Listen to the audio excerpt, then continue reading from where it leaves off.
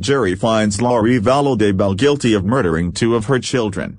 Vallow Daybell and Chad Daybell were indicted in May 2021 on 9 criminal charges, including murder and/or conspiracy charges in 3 deaths.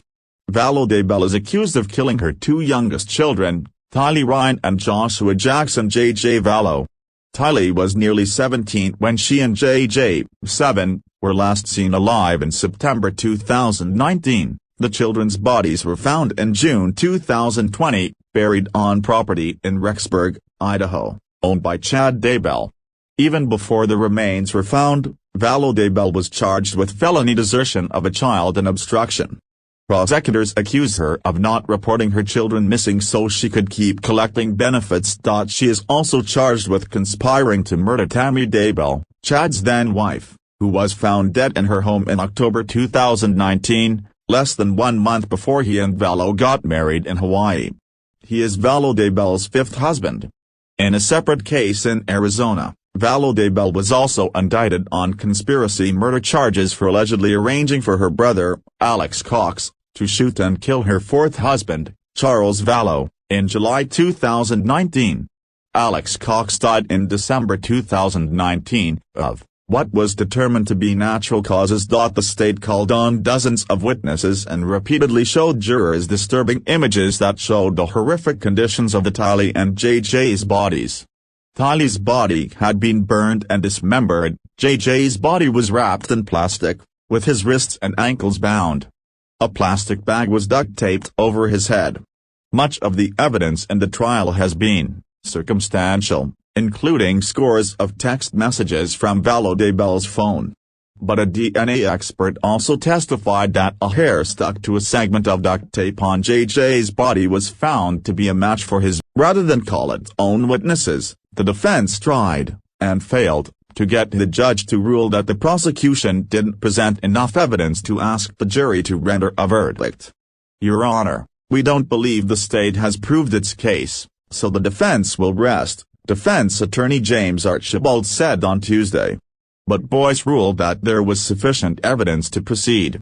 The prosecution says Vallow Daybell and Chad Daybell's entire relationship is entwined in a deadly criminal conspiracy they sought to justify with fantastical beliefs.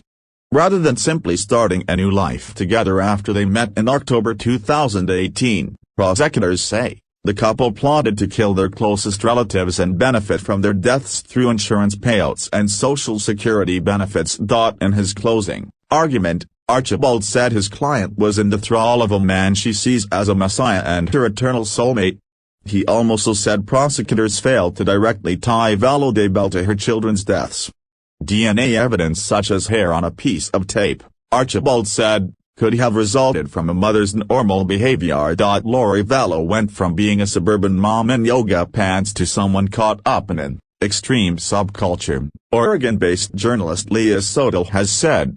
I have found in my own reporting that Lori Vallow and Chad Daybell really existed at the fringes, the far-right fringes of the Church of Jesus Christ of Latter-day Saints, Sodal told member station Boise State Public Radio, and that they kind of were able to meet because of this ecosystem of extremism that exists there.